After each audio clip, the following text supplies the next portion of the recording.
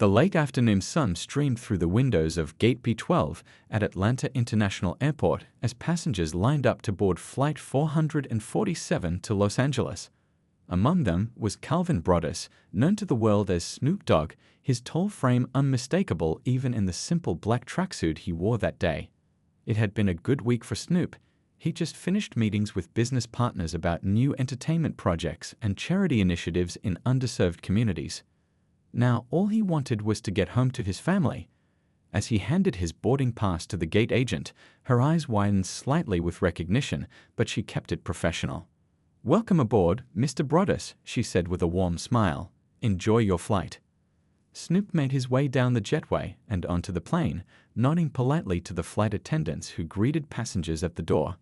His first-class seat was by the window in the third row. He stowed his small carry-on bag and settled in, pulling out a book he'd been meaning to read for months. Other passengers filtered in, some doing double takes when they recognized him. A few smiled or nodded respectfully, but most gave him the privacy celebrities rarely get in public spaces. A flight attendant with a kind face and graying hair approached. "Can I get you anything before takeoff, sir? Water or juice, perhaps?" she asked. "Water would be great, thanks," Snoop replied with a gentle nod. The cabin began to fill as more passengers boarded. A businessman took the aisle seat next to Snoop, giving him a brief nod before focusing on his laptop. The atmosphere was calm and ordinary, just another flight with people heading home or to business meetings or vacations. About 10 minutes before scheduled departure, the cockpit door opened. A man in a pilot's uniform stepped out, his captain's bars gleaming on his shoulders. He was tall with salt and pepper hair, and he moved with the confidence of someone who'd been flying planes for decades. "Good afternoon, folks," the captain said to the first few rows. "I'm Captain Wilson, and I'll be flying you to Los Angeles today." He moved down the aisle, stopping to chat briefly with some passengers, asking about their destinations and making small talk. When he reached Snoop's row, something changed. The captain's friendly smile faded, and his posture stiffened. He looked Snoop up and down with an expression that made several nearby passengers uncomfortable. "Ticket?" the captain asked abruptly, despite having asked no other passenger for this. Snoop looked up from his book, momentarily confused. "I'm sorry." "Your ticket," the captain repeated, his voice now loud enough that conversations throughout first class stopped. "I need to see that you're supposed to be in this section." The flight attendant who had served Snoop water earlier stepped forward. "Captain, this is Mr. Broadus. He's checked in properly, I can assure you." The captain ignored her, his eyes fixed on Snoop. "I've been flying this route for 15 years, and I know who belongs in first class and who doesn't." A heavy silence fell over the cabin. The businessman next to Snoop slowly closed his laptop. An older woman across the aisle put her hand to her mouth in shock. Snoop closed his book and looked directly at the captain. "Is there a problem here?" he asked calmly. "Yeah, there's a problem," the captain said, his voice growing louder. "People like you trying to sit where you don't belong." A few passengers gasped. Someone in the back pulled out a phone and began recording. "People like me?" Snoop asked, his voice still level despite the obvious implication. "You know exactly what I mean," the captain replied, then reached out and pushed Snoop's shoulder. "Coach is back that way." In that moment, everyone watching knew they were witnessing something inexcusable. The flight attendants exchanged alarmed glances, and the lead flight attendant quickly pressed the intercom button to call the co-pilot. The captain's shove sent Snoop's book tumbling to the floor. Time seemed to freeze in the first-class cabin. For 3 long seconds, nobody moved. Then everything happened at once. "Did you see that?" Someone whispered loudly. "He just pushed him," another passenger said, their voice rising with disbelief. A woman in her 60s sitting across the aisle stood up. "That's absolutely unacceptable," she called out, her voice shaking with anger. The businessman next to Snoop closed his laptop with a snap and turned to face the captain. "Sir, you need to back away right now," he said firmly. All around the cabin, the soft clicks and electronic beeps of phone cameras being activated filled the air. At least 7 passengers had their phones up, recording everything. A young couple in the back row of first class exchanged shocked glances before the husband pulled out his phone and started typing furiously on social media. Through all this, Snoop remained seated, his expression calm, though his eyes reflected the hurt and anger he was controlling.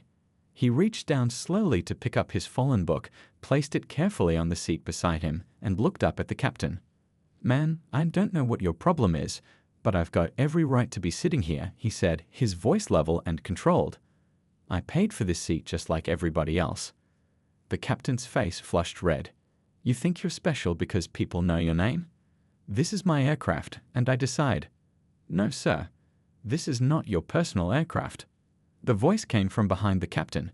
The lead flight attendant, a woman with short gray hair and a no-nonsense expression, had stepped forward. Her name tag read Patricia. She positioned herself slightly between Snoop and the captain, her body language protective but professional. "Captain Wilson, I need to speak with you immediately," she said in a quiet but firm tone. When he continued staring at Snoop, she added more firmly, "Now please." A younger flight attendant had appeared at Patricia's side. Her face showed alarm, but her voice was steady as she spoke into her radio. "We need First Officer Chen to the cabin, please." Urgently. The captain turned to Patricia, his finger pointed just inches from her face. "You work for me. Don't forget that." Another flight attendant, a tall man with broad shoulders, approached from the galley. "Sir," he said to the captain, "we have procedures for this kind of situation. Let's follow them and discuss this privately." Passengers from the business class section had begun to stand up, craning their necks to see what was happening. Whispers rippled through the cabin like wind through tall grass. "That's Snoop Dogg." The captain just pushed him. "What's going on up there?" The cockpit door opened, and a younger man in a pilot's uniform stepped out. First Officer Chen took in the scene quickly, his experienced eyes assessing the situation. He approached his captain with a respectful but concerned expression. "Captain Wilson, we have a call from operations," he said smoothly, though no such call had come through. "They need to speak with you immediately. I can handle the pre-flight checks." For a moment, it seemed the captain might refuse. His jaw worked back and forth as he glared first at Snoop, then at his co-pilot. Several passengers held their breath. The tension in the cabin was thick enough to touch. Finally, the captain turned away without another word and stalked toward the cockpit, bumping roughly past a flight attendant who didn't move out of his way quickly enough. As soon as the cockpit door closed behind him, the cabin erupted in concerned murmurs. 3 passengers immediately got up and approached Snoop to offer support. "Are you okay? That was horrible. I've got the whole thing on video." Patricia knelt beside Snoop's seat. "Mr. Broaddus, I cannot begin to tell you how sorry I am," she said quietly. "That behavior does not represent our airline. We're dealing with this situation right now." She paused, then added, "Would you like to file a formal complaint before we take off? We can have a customer service representative come aboard." Meanwhile, First Officer Chen was having a hushed but intense conversation with another flight attendant near the galley. The flight attendant nodded repeatedly, then picked up the cabin phone. Outside the aircraft, a supervisor in a bright safety vest began walking rapidly toward the boarding door, alerted by the growing situation on board. The cabin buzzed with tension. Phones were out everywhere, recording every moment. In the back of the plane, someone shouted, "Kick that captain off." Another voice joined in, "Yeah, we're not flying with him." Snoop looked down at his hands for a moment. When he looked up, everyone expected anger. They expected him to demand justice, to shout back, to meet fire with fire. Who would blame him? But what happened next left everyone speechless. Snoop raised his hand slowly, palm out, in a calming gesture. The shouting died down as passengers waited to hear what he would say. "Hey everybody, I appreciate the support, but let's cool it down," he said, his voice carrying naturally through the cabin. "Getting loud ain't gonna solve nothing." A passenger 2 rows back called out, "But he pushed you. That's assault." Snoop nodded. "Yeah, it wasn't right. But I'm not gonna let someone else's issues mess up everybody's day. Y'all got places to be, right? Family waiting? Important stuff to do?" Patricia, the lead flight attendant, had returned from speaking with other crew members. She stood in the aisle, watching Snoop with a mix of surprise and respect. "Mr. Broaddus, we can arrange another flight for you if you prefer," she offered. "Or we can have the captain removed. It's entirely your decision." The plane had gone quiet. Everyone was listening now. Snoop looked around the cabin, making eye contact with several passengers before responding. I don't want special treatment, but I also don't think anybody on this plane should have to worry about being treated like that. He paused, choosing his words carefully. Is there someone from the airline we can talk to? Somebody in charge? The businessman next to him spoke up. I'm recording this whole thing. You should sue. Snoop shook his head. Nah, man. That just makes lawyers rich. He turned back to Patricia. I just want to make sure this doesn't happen to somebody else who doesn't have people watching out for them, you know. A young woman across the aisle wiped away a tear. My brother gets treated like that all the time, she said quietly. Nobody ever believes him. Snoop nodded at her. That's why we gotta handle this right, not with more anger.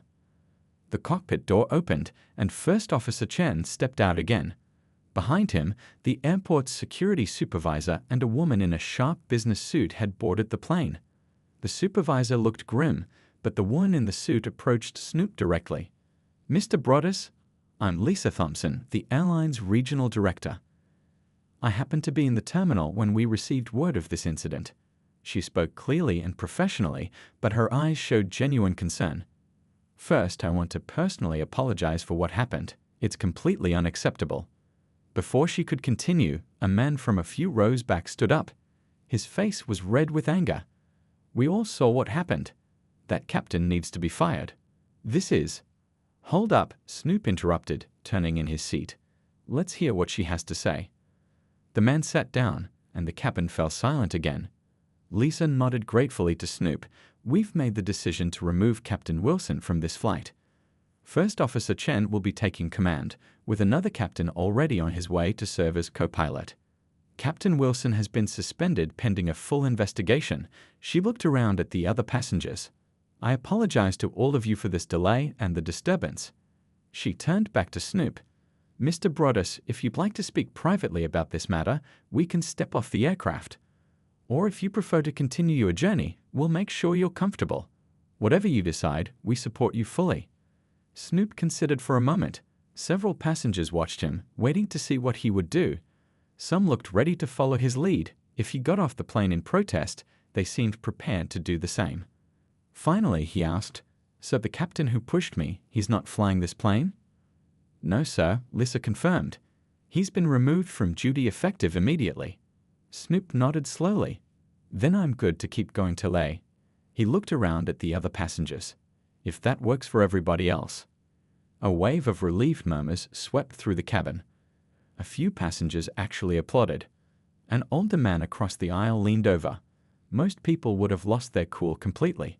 The way you handled that, it was something special. Snoop just smiled slightly and reopened his book. But anyone watching closely could see that his hands were trembling just a little as he turned the page.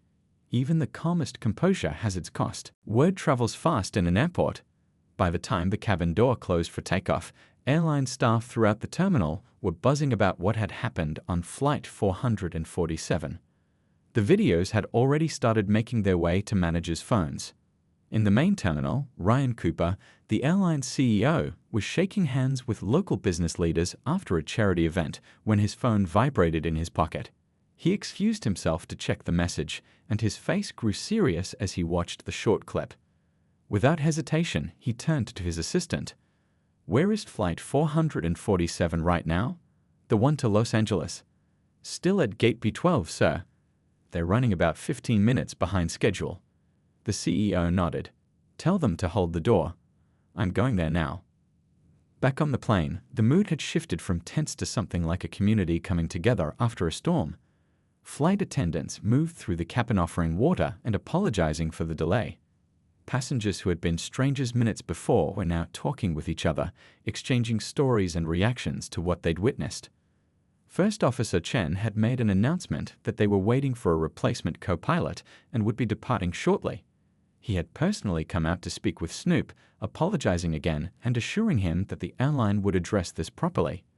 We just got word that we'll be held at the gate for a few more minutes, Patricia told Snoop quietly. I'm not sure why. Snoop just nodded. The businessman beside him had introduced himself as Mike, a music producer who worked with several artists in Los Angeles. You know, Mike said, I've seen a lot of celebrities lose it over much less than what just happened to you. Seriously, man, the way you handled that was incredible. Snoop shrugged. Getting angry just gives away your power. My grandma taught me that. Plus, he added with a hint of a smile, I've dealt with worse than some angry man in a uniform. The boarding door, which had been closed in preparation for departure, suddenly reopened. A flight attendant looked surprised as she stepped aside. A tall man in an impeccable suit entered the plane, followed by the regional director who had been there earlier. Ladies and gentlemen, I apologize for the additional delay, the man said, his voice carrying naturally through the cabin. I'm Ryan Cooper, CEO of this airline, and I felt it was important to come speak with you personally. A murmur of surprise ran through the passengers. It wasn't every day an airline CEO showed up at a boarding gate. Ryan walked directly to Snoop's seat and extended his hand. Mr. Broaddus, I want to personally apologize for what happened today. I've seen the video, and it's completely unacceptable. Snoop stood and shook his hand. I appreciate that. The CEO turned to address all the passengers. I want everyone on this flight to know that what you witnessed earlier does not represent who we are as a company. Captain Wilson has been removed from duty, and I can assure you he will never fly for this airline again. He paused, making eye contact with various passengers. We take pride in treating every customer with dignity and respect. When we fail at that, we need to acknowledge it and make it right. An older woman toward the front called out, What about the other passengers this has happened to who aren't famous? Who stands up for them? The CEO nodded soberly. That's a fair question, and it's one of the reasons I'm here. This incident has made it clear that we need to do better. He reached into his jacket and pulled out business cards, handing them to the nearest flight attendant.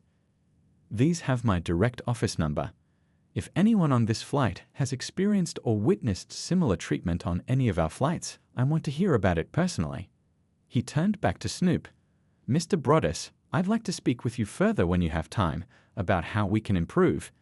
Your composure today was remarkable, and I think there's a lot we can learn from how you handled this situation. Snoop looked surprised but nodded. Yeah, we can talk. Ryan addressed the cabin once more.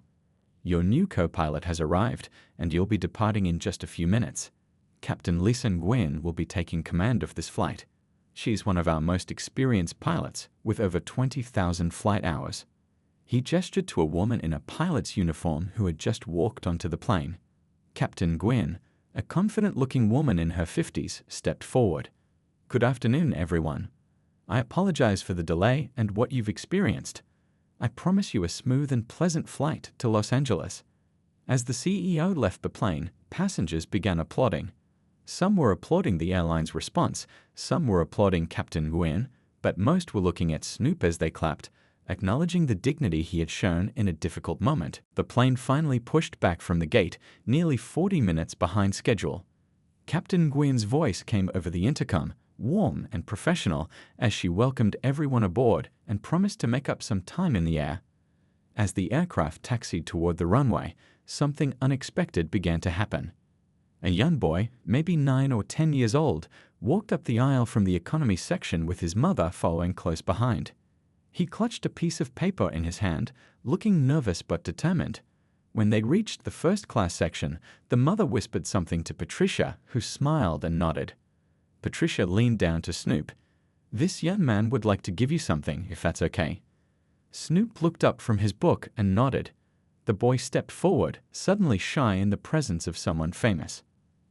I drew this for you, he said, holding out the paper.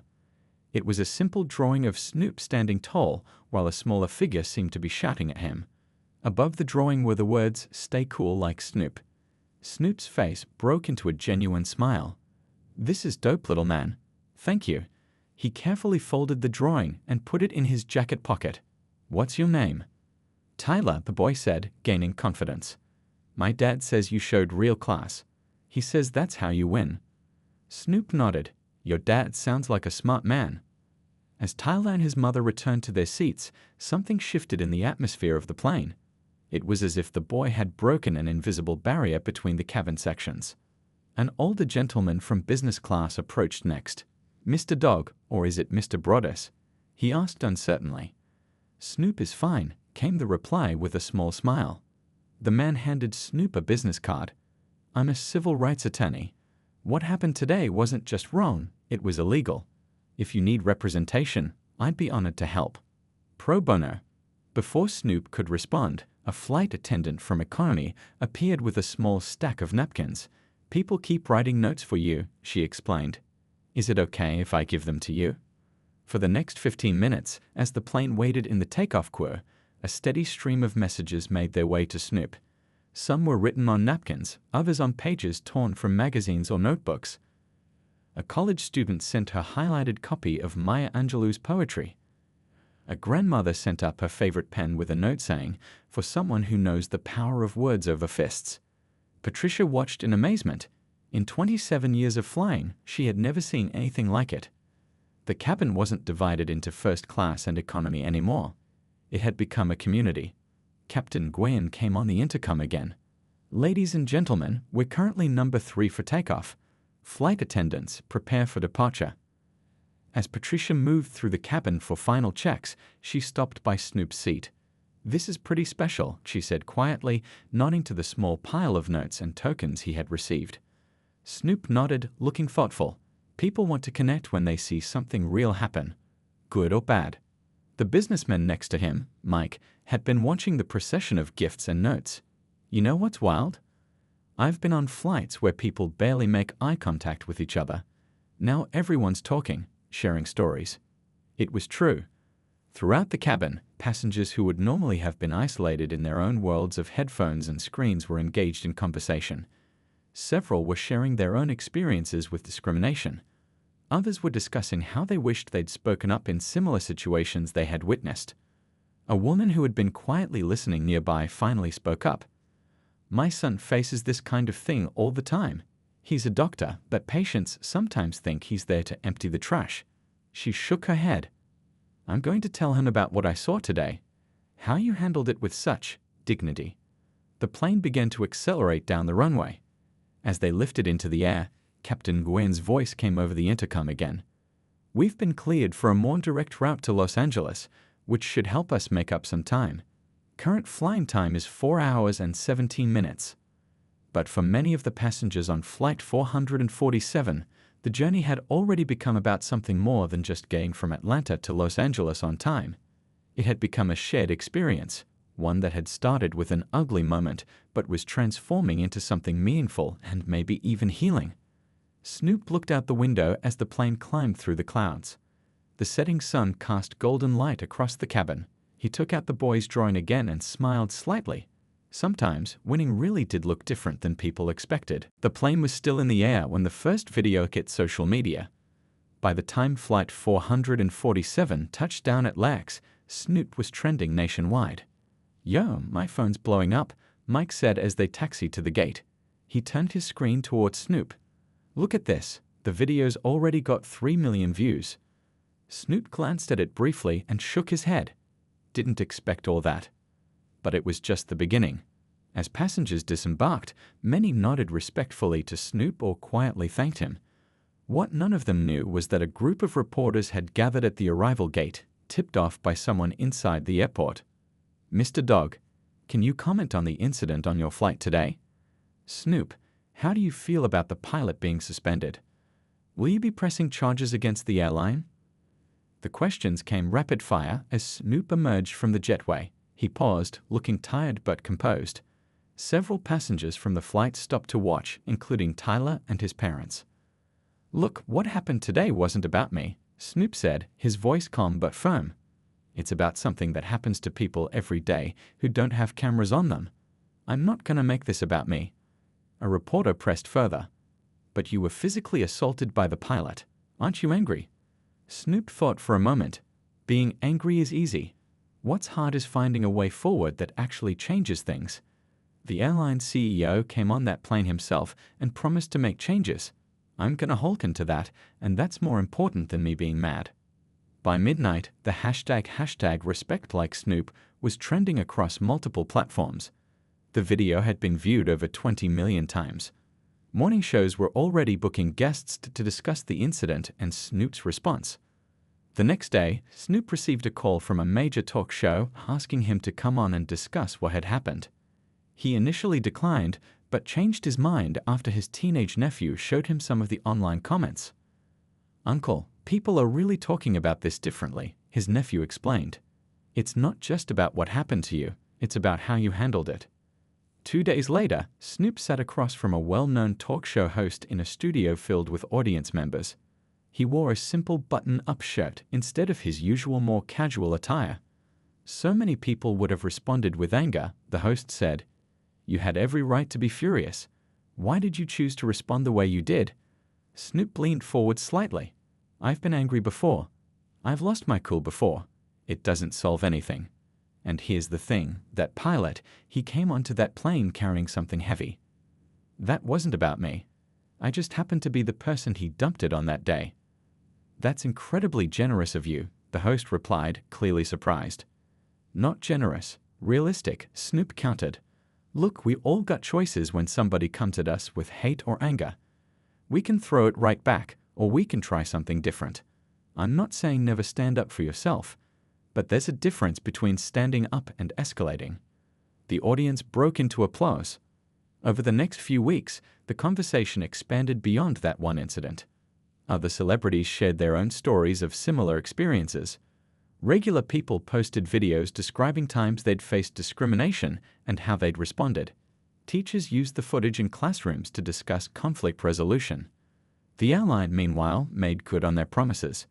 The CEO announced a comprehensive review of their training programs, hiring practices, and complaint procedures. They hired a respected civil rights organization to conduct an independent audit of their company culture. "We were shaken by what happened," the CEO said in a press conference. "But being shaken can be valuable if it wakes you up to problems you weren't seeing before." Snoop declined most interview requests but agreed to speak at a community center in his old neighborhood in Long Beach. The event wasn't televised, but a local teacher recorded parts of it on her phone. "When I was coming up, I made plenty of mistakes," Snoop told the room full of young people. "Jumped into beefs I should have walked away from. Let my anger do the talking. So I'm not up here pretending I'm perfect. I just learned some things the hard way." A teenage boy raised his hand. "But don't you have to stand up for yourself? If somebody disrespects you, you can't just let it go." Snoop nodded. Standing up for yourself isn't the same as losing control. Sometimes the strongest thing you can do is stay calm when everybody expects you to lose it. That doesn't mean you accept being treated wrong. It means you choose how you respond. The video of his talk at the community center didn't go viral like the airplane incident. It got only a few thousand views, but those who saw it shared it with people who needed to hear it. Teachers showed it to students. Parents showed it to their children. Coaches showed it to their teams. The conversation continued to ripple outward, touching lives in ways no one could have anticipated when Flight 447 took off from Atlanta that day. 3 months passed. The story of what happened on Flight 447 had largely faded from headlines, replaced by newer controversies and viral moments. But something was happening behind the scenes that few people knew about. In a small conference room at the airline's headquarters, Snoop sat at a table across from Ryan Cooper, the CEO who had boarded the plane that day. Between them sat a folder with the airline's new diversity and inclusion plan. "We've revamped our entire training program," Ryan explained. "Every employee, from baggage handlers to pilots, goes through it now. And we've changed how we handle complaints so they don't just disappear into a black hole." Snoop nodded, flipping through the pages. "This looks solid. But how do you know it's actually working?" Ryan leaned forward. "That's why I asked you here today. We're hosting a forum tomorrow for employees to discuss these changes. I was hoping you might be willing to attend." Snoop raised an eyebrow. "You want me to speak at your company event?" "Actually," Ryan said, looking slightly uncomfortable, "there's someone who's asked to speak with you. If you're willing." He paused, then added, "It's former Captain Wilson." The room went quiet. Snoop's expression didn't change, but he set down the folder he'd been holding. "Why would I want to talk to him?" Ryan chose his words carefully. "He's been through counseling, intensive training. He's asked for a chance to apologize to you personally. I told him it was entirely your choice." Snoop stared out the window for a long moment. He was fired, right? Ryan nodded. Immediately after the investigation, we had no choice. Snoop thought a while longer. Yeah, okay. I'll hear what he has to say. The next day, the airline's largest training room was filled with employees attending the diversity forum. At the front of the room was a small stage with chairs set up for a panel discussion. The audience buzzed with conversation, many people excited about seeing Snoop in person. Ryan Cooper stepped up to the microphone. Thank you all for being here. Before we begin our panel discussion, we have a special segment. Some of you may have heard about an incident on one of our flights 3 months ago. A murmur went through the crowd. The video had been seen by nearly everyone in the company. That incident forced us to look hard at ourselves as an organization, Ryan continued. And today, 2 people directly involved have agreed to share their perspectives. Snoop walked onto the stage to applause. Behind him, looking nervous and much older than he had appeared in the viral video, came former Captain Wilson. He wore a simple suit with no tie, no longer in a pilot's uniform. The applause died down, replaced by uncomfortable whispers. The 2 men sat in chairs facing each other. No podium, no table between them. Just 2 people, face to face. Captain Wilson spoke first, his voice quavering slightly. Mr. Broaddus, I've thought about what to say to you every day for the past 3 months. I've written and rewritten this speech 100 times. He paused, then set aside the paper in his hands.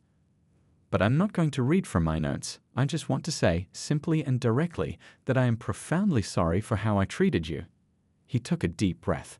What I did was wrong. Not just unprofessional, but deeply wrong on a human level. There's no excuse for it. The room was completely silent. Everyone watched Snoop, waiting for his response. What made you do it? Snoop asked quietly. The former pilot looked down at his hands. I could give you the easy answer that I was having a bad day. Problems at home. Stress. But that would be a cop-out. He looked up, meeting Snoop's eyes. The truth is, I've carried prejudices I didn't even recognize. Things I learned growing up that I never questioned. It took losing my career and going through months of counseling to start seeing them clearly. Snoop nodded slowly. A lot of people never get that chance to really look at themselves. I know, Wilson replied. And I want you to know that I'm using this experience to try to help others. I've been speaking to pilot training classes about what happened, about how bias can show up when you least expect it. Snoop looked thoughtful. You ever talk to kids? In schools? Wilson looked surprised. No, I haven't. Maybe you should, Snoop said. Young people need to hear these stories from both sides. Wilson nodded slowly. I would be willing to do that. Snoop extended his hand. Then maybe we can make something good come out of this after all. As they shook hands, someone in the audience began to clap. Soon the entire room joined in, not in celebration, but in recognition of something rare and valuable, a genuine moment of human growth and reconciliation. The next week, an educational foundation announced a new initiative co-sponsored by the airline. The program would bring speakers into schools to talk about conflict resolution, bias, and the power of handling difficult situations with dignity. The first event was held at a high school in Atlanta, near where the flight had originated. As students filed into the auditorium, they were surprised to see both Snoop Dogg and former Captain Wilson on stage, ready to share their story, not as adversaries, but as 2 people who had found a way to turn a painful moment into a path toward healing and change. Tyler, the boy who had drawn the picture on the flight, was in the audience with his class. When he raised his hand during the cue and a session, Snoop recognized him immediately. I still have your drawing, little man, Snoop said with a smile. It reminds me every day that how we handle conflicts matters, sometimes even more than the conflicts themselves.